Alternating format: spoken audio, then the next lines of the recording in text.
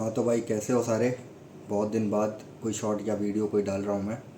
तो आंसर की आ गई थी 3 तारीख को, लेकिन सर्वर इशू होने के कारण भाई जान ही रहे हो, सारे ही देख रहे हो, खुल रहा नहीं है। इतना कंपटीशन, इतने बच्चे हो गए हैं कि सब लगे हुए हैं कि हाँ अपनी आंसर की देख लो, आंसर की देख लो।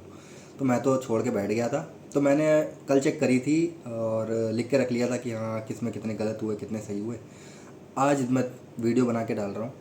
ठीक है, तो बहुत ही एक्सेप्शनल कुछ मार्क्स नहीं आए हैं, एकदम एवरेज मार्क्स हैं। ना बहुत ज़्यादा आ गए हैं ना बहुत कम आ गए हैं, ठीक ठाक नॉर्मल से मार्क्स आ गए हैं कि मुझे ऐसा लगता है। 23 तारीख को 13 तारीख को मेरा एग्ज़ाम था और दूसरी शिफ्ट में था। तो एवरेज ही मार्क्स हैं मेरे। जो मेरा रूममेट है जो इधर वाले बेड पे रहता है पड़ा है ना, तो उसके आए हैं 166, मतलब 166 उसके रॉ मार्क्स हैं पहले दिन की पहले शिफ्ट में।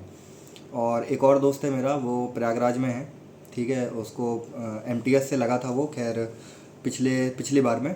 और उसके आए हैं 170 रॉ मार्क्स। ठीक है, उसका लास्ट डे में था मेरे ख्याल से, पहली शिफ्ट में लास्ट डे को।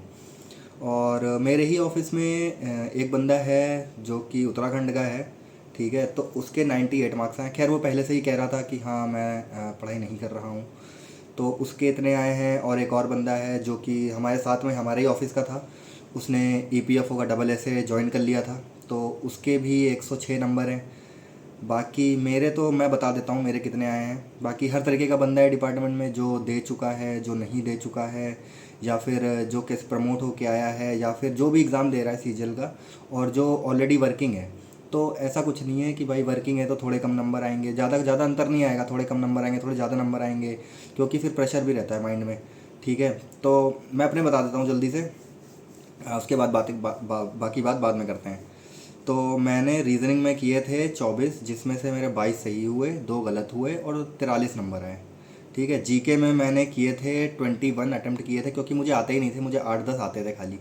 लेकिन अगर वही है कि अगर अटेम्प्ट ही नहीं करेंगे तो फिर मार्क्स आने का कोई सवाल ही नहीं उठता, तो अटेम्प्ट करना ज़्यादा बेनिफिशियल रहता है मेरे अकॉर्डिंग।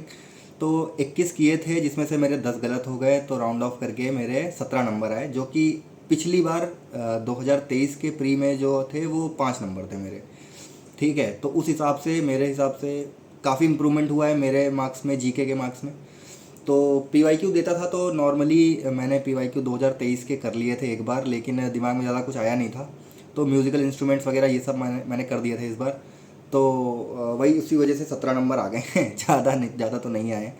नहीं तो जिस बंदे के बता रहा हूँ 166 है, तो उसके जीके में मेरे ख्याल से कितने 33 या 34 नंबर है। और जो 170 बता रहा था उसके हैं 37 मार्क्स जीके में। और क्वांट में मैंने 22 किए थे तो 22 सही हैं, और इंग्लिश में मैंने 25 किए थे तो 24 सही हैं। तो ओवरऑल मेरे 151.5 मार्क्स आए हैं। ज़्यादा नहीं है, इजी शिफ्ट थी 13 तारीख की, तो एवरेज ही मार्क्स हैं ये, ज़्यादा तो है नहीं कम भी नहीं है। प्री क्लियर हो जाएगा, मेंस का देखा जाएगा। मैं तो इस मेंटालिटी से चल रहा हूँ कि देखो मेरा डिपार्टमेंट ऐसा है कि इसमें ट्रांसफ़र हो जाएगा। मतलब एक बंदा है मेरा वहीं लखनऊ का ही है, उसको वो भी 22 से ही ज्वाइन किया था, तो उसको चेन्नई मिला था। ठीक है, वो भी sorting असिस्टेंट की ही पोस्ट पे है। तो वो ये कह रहा था कि उसके ऑफिस में जो 2022 की ज्वाइनिंग थी, मतलब जिसको 2 साल पूरे डिपार्टमेंट में ज्वाइन करने के बाद 2 साल हो चुके हैं, वो तो यूपी के जितने थे वो सारे ट्रांसफ़र लेके जा चुके हैं यूपी अपना।